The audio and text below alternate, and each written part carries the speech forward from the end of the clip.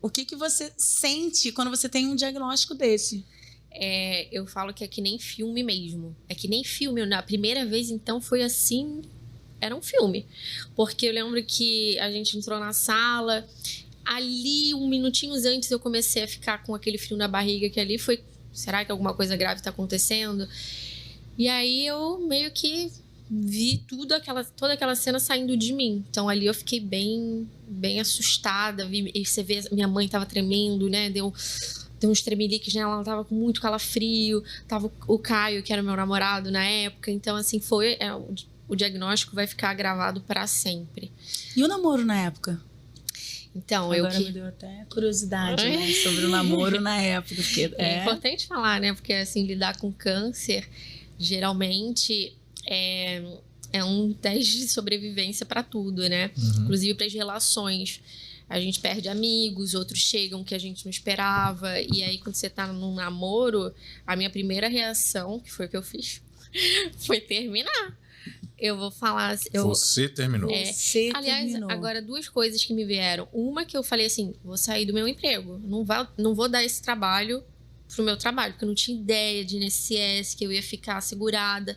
Enfim, esse outro... Guarda essa informação. Guarde pra gente falar daqui a pouco, agora, né? Essa também, ignorância de... Tipo, eu não vou passar esse trabalho pra uma outra pessoa... pro meu namorado.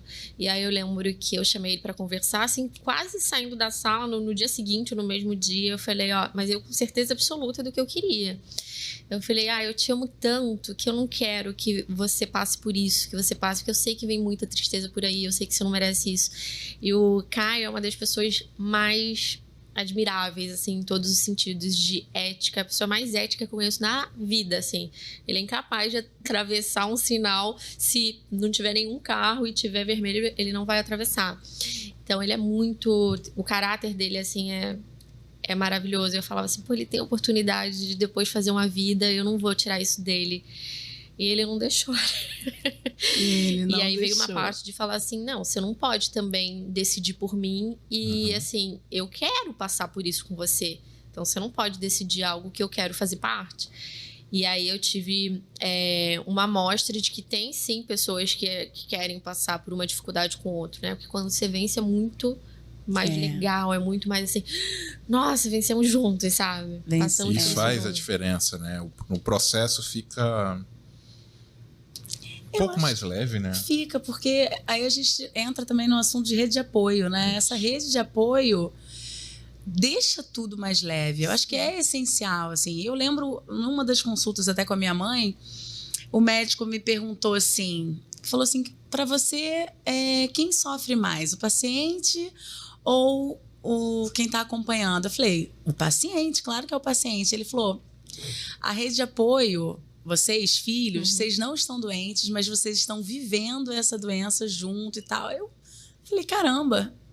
E até hoje você vê, tem anos e tá aqui na minha cabeça. Então, essa rede de apoio é essencial. É essencial. E, inclusive, você foi maravilhosa em você pensar primeiro que é o paciente, que isso é muito difícil de acontecer. Porque existe o contrário, que é muito, muito, muito corriqueiro até. Assim, eu acho que na maior grande parte das situações, o paciente quer tanto que o familiar não sofra, que você... E eles começam a lidar dessa forma também. Tipo, mas eu lembro nítida minha mãe falando pra mim assim, você não sabe o que é ver uma filha passando por isso. Que imagino que seja horrível. Imagino que você vendo sua mãe passando por isso. Mas só depois, no segundo tratamento, onde eu fiz terapia, fui entender minha saúde mental e tudo mais, que ela falou assim, calma, que pra ela pode ser muito difícil. Mas quem tá passando na pele é você. Sim. Então, assim, às vezes me faltou essa blindagem dela, assim, ela extravasava o sofrimento e aí eu tinha que me fechar. Se conter. Não posso chorar porque eu vou deixar ela triste. Não vou desabafar com ela porque eu não posso deixar ela triste. Isso não posso. Você não podia sentir a sua dor, né? Porque eu tava medo. Com a dor dela. Na verdade, você é uma pessoa, pelo que eu tô vendo, que se preocupa muito, né? Se preocupou com o namorado, com o emprego. Sim, na primeira vez. Na segunda vez já não... do tratamento, eu acho que a terapia me fez muito bem. Me fez, assim, abrir os olhos pra Então agora eu falo, eu choro quando eu tenho vontade, eu libero tudo.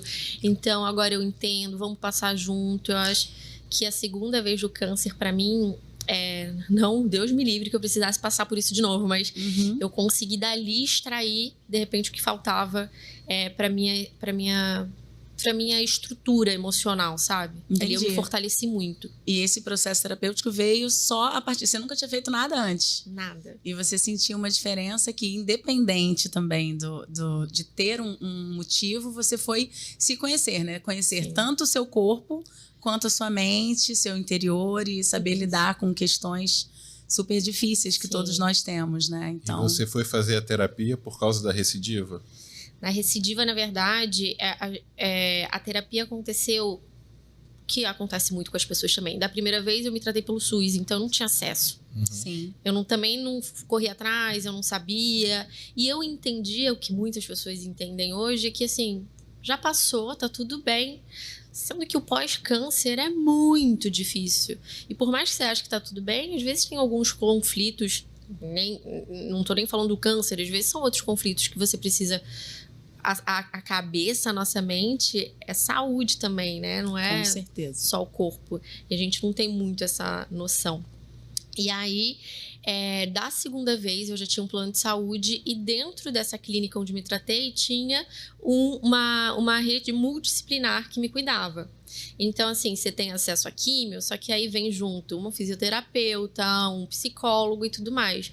Que a gente fala tanto desse cuidado multidisciplinar por isso, porque o paciente não vai pensar que ele tem que ter um fisioterapeuta, que ele tem que ter um psicólogo, porque ele tá gastando toda a atenção nele numa coisa que é muito abrangente na vida dele, que é o câncer. Então, assim, é por isso que quando tem uma rede de apoio que vai te alertando, mãe, vamos ver isso? Mãe, quer conversar? Ou vamos ver alguém especializado? Você tira um pouco do fardo dessa pessoa que tá carregando tudo aquilo, Ela né? não tem que resolver esse problema sozinha. Sozinho. O Caio levava um caderninho com perguntas que a gente se fazia durante a semana. E isso tira um fardo. Porque, pô, você tem que lembrar até disso. Você tem que... Então, assim, o mínimo das coisas, assim, as pessoas podem colaborar. E aí eu entrei em contato com um psicólogo, não foi essa pessoa ainda que eu me identifiquei. Aí eu falei, não, preciso de uma pessoa que leva até hoje.